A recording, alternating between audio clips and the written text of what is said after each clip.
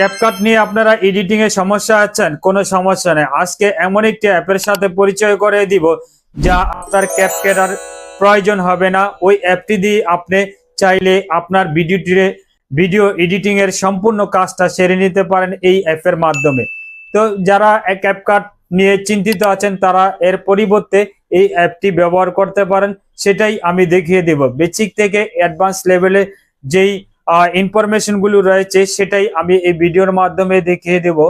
তো আমরা ক্যাপকাটে অনেক সময় ভিডিও ব্যাকগ্রাউন্ড রিমুভ করতে পারতাম, তারপরে লেখার অ্যানিমেশন, লেখা ইন ফন্ট গুলো ব্যবহার করতে পারতাম ফ্রিতে, ইফেক্ট গুলো ব্যবহার করতাম ফ্রিতে, তারপরে ইত্যাদি ইত্যাদি। ভিডিও এডিটিং এর জন্য যা যা দরকার ছিল ক্যাপকাটে মোটামুটি ফ্রিতে আমরা ব্যবহার করতে পারতাম।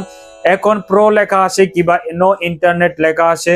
যদি আপনার ক্ষেত্রে এটা এসে থাকে তাহলে এক্ষুনি আপনারা ক্যাপকাট অ্যাপটি ক্যান্সেল করুন, এর পরিবর্তে ভিডিও এডিটর অ্যাপটি ব্যবহার করতে পারেন। অত্যন্ত সুন্দর একটা জনপ্রিয় অ্যাপ হতে যাচ্ছে।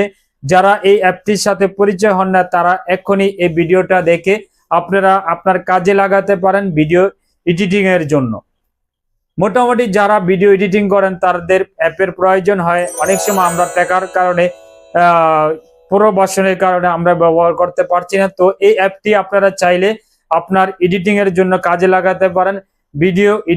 বেটা ভিডিও এডিটর অ্যাপ, যারা এডিটিং করতে চান তারা এই অ্যাপটি কাজে লাগাতে পারেন।